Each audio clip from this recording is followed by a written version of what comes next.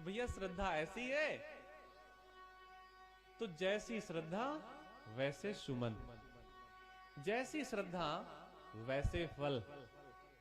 श्रद्धा समझिए, श्रद्धा कैसी होती है। एक ना रथ चलाने वाले का बेटा एक उन गुरुओं के पास पहुंचा, उन गुरु के पास पहुंचा जो किसके गुरु थे? राजा के बच्चों के, राजकुमारों के गुरु थे। तो वो जाकर के रथ हाँकने वाले का बेटा जाकर के उनके चरणों को पकड़ लिया। उन्होंने पूछा, गुरुदेव ने क्या चाहते हैं आप हमसे? तो उस बालक ने कहा, हमें भी धनुष विद्या सिखा दीजिए। तो गुरुजी ने देखा बालक के मन को, तो गुरुजी पहचान गए। गुरुजी ने कहा, तेरे अंदर श्रद्धा तो बहुत है, तू विद्या सीख सकता है, तुझमें कोई कमी नहीं है, तू बहुत गुणवान है। लेकिन गुरुजी ने एक बात और कह दी, मेरी मर्यादा है। तू तो गुणवान है, तेरे में कोई कमी नहीं है, तू सीख सकता है, तू योग्य है, लेकिन मैं राज परिवार के बंधन से बंधा हूं। मैं केवल और केवल राजा के बेटों को ही धनुष विद्या सिखाता हूं। मैं ऐसे साधारण व्यक्तियों को नहीं सिखाता। अरे मैं तो राजकुमारों का गुरु हूं, लेकिन तू योग्य है, तुझमें कोई कमी नहीं है, मेरी मर्यादा है। गुरुजी ने यह नहीं कहा कि तू अयोग्य है, तू सीख नहीं सकता। अब वो बेचारा क्या करता? गुरुजी ने कहा था तू सीख सकता है। जंगल पे गया, मिट्टी की प्रतिमा बनाई। उसी रास्ते से एक दिन पांडव अपने गुरु द्रोणाचार्य के साथ आगे जा रहे थे और वो बालक अभ्यास कर रहा था, बड़ा ध्यान लगा के अभ्यास कर रहा था। उसी समय उनके पास में एक सुआन आ गया और उसने इतनी जोर की आवाज लगाई, इतना जोर का भौंका कि वो जो बालक ध्यान कर रहा था उसका ध्यान भंग हो गया। अब वो क्या करता?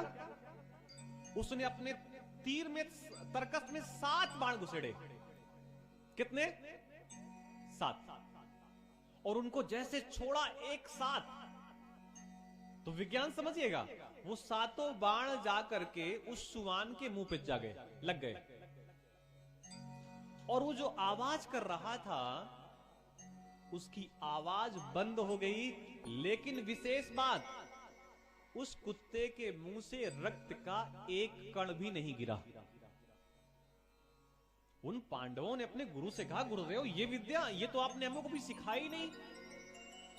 तो गुरुजी ने मन में सोचा, ये तो हमको भी उतनी अच्छी से नहीं आती, किसने सिखाई होगी?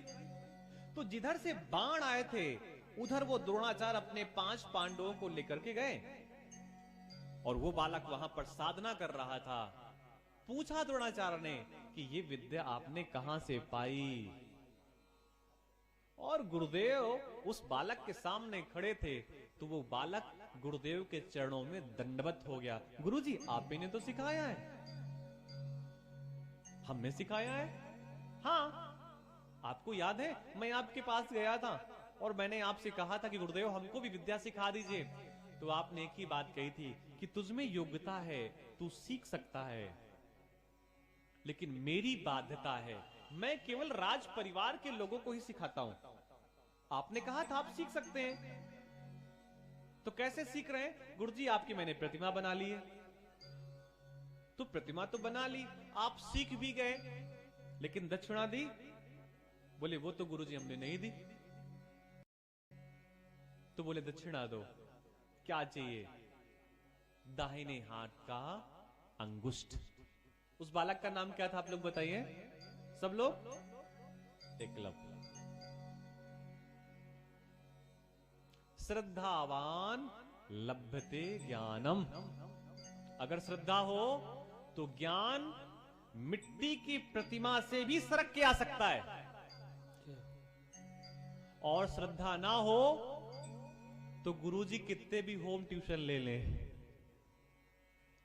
बच्चा उतने ही नंबर लाएगा जितने में उसके प्राण भी ना जाए और पास भी हो जाए।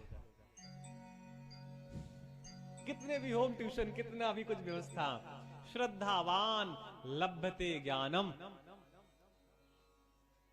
जहां श्रद्धा होती है वहां ज्ञान अपने आप लुढ़कता हुआ, भागता हुआ, सरकता हुआ चला आता है और उस श्रद्धावान व्यक्ति को मिल जाता है।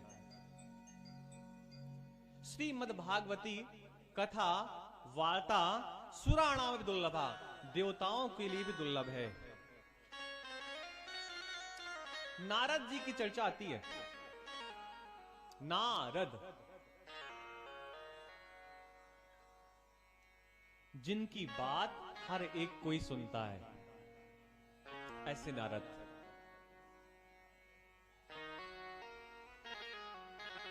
एक दिन नारद जी भ्रमण करते हुए ऐसे ही उत्सव चल रहे थे वृंदावन में, तो वहां पर पहुंच गए और वहां पर एक माता अपने 2 पुत्रों के साथ विश्राम कर रही थी, लेटी हुई थी।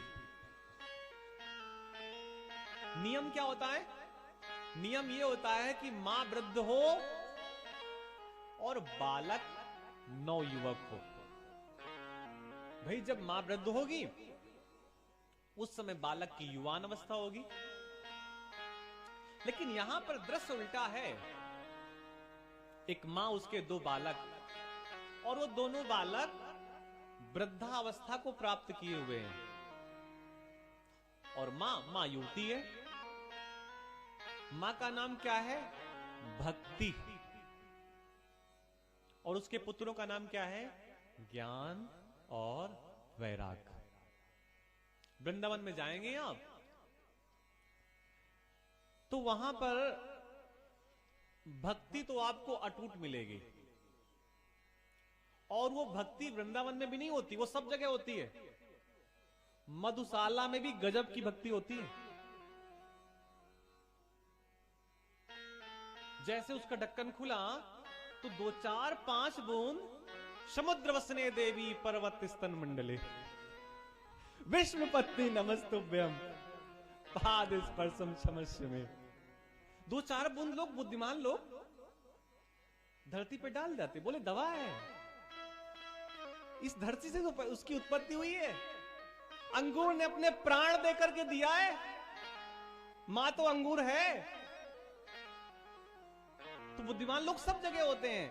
ऐसी ही भक्ति वृंदावन में बुद्धिमान है, युवती है, जागृत है, दौड़ रही है, सबके अंदर है। एक कोई भी व्यक्ति बिना राधे राधे तो कुछ होता ही नहीं है। अगर किसी को एक तरफ भी करना है तो राधे राधे कहकर के उससे कह देंगे भैया साइड हो जा, नाम नहीं लेंगे। और वैसे भी अपने यहां नाम ना लेने की चर्चा है। अपने यहां पहले नाम नहीं लिए जाते थे, इशारों में बात हो जाती थी। बोले वो कौन सी बहू है? बोले वो प्रसाद वाली है। अच्छा वो ए ब्लॉक वाली है। वो कौन सी? वो डी ब्लॉक वाली है। और वो तो बर्रा गांव से आई है। नाम कहां लिया जाता था? अब तो भैया बेटी के नाम के साथ पिताजी को भी बता दिया जाता है, उनकी बेटी है, इससे कुछ कहना नहीं। तो पहले नाम नहीं लिए जाते थे, भगवान के नाम से ही सारी चर्चाएं हो जाती थी। तो भक्ति कैसी है? जवान। और उसके पुत्र ज्ञान और वैराग। क्रम देखिए, पहले क्या आएगी? भक्ति। और जब लगातार भक्ति से जुड़ेंगे तो फिर ज्ञान आने लगेगा, और बार बार ज्ञान के आंचल से जुड़े रहेंगे तो फिर वैराग्य भी आ जाएगा। भक्ति की चर्चा कर रहे थे तो ज्ञान के रूप में हमारे अध्यापक जी आ गए। बस वैराग्य ना है आपको।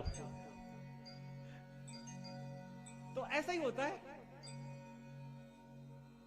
पहले भक्ति आती है, फिर ज्ञान आता है, फिर वैराग्य आता है। इसको इस कथा से समझिए कि भक्ति ज्ञान वैराग्य है क्या। जैसे ही साउंड की आवाज आपके कान में गई, भक्ति आ गई और आप दौड़ करके घर छोड़ करके यहां पे आ गए कथा श्रवण करने। इसे क्या कहते हैं? बोलो, बोलिए। इसे भक्ति कहते हैं। और जब आधा घंटा पौन घंटा कथा सुनी तो फिर ज्ञान आ गया। क्या आ गया? ज्ञान। और जैसे ही 6:30 बजेगा तो फिर ज्ञान से आगे की बात आएगी। कौन सी? वैराग्य। जैसे ही 6:30 बजेगा तो क्या आएगा? वैराग्य। कि पंडित जी आरती करवाओ, भक्ति तो हमने शुरू में कर ली थी, बीच में ज्ञान आ गया था,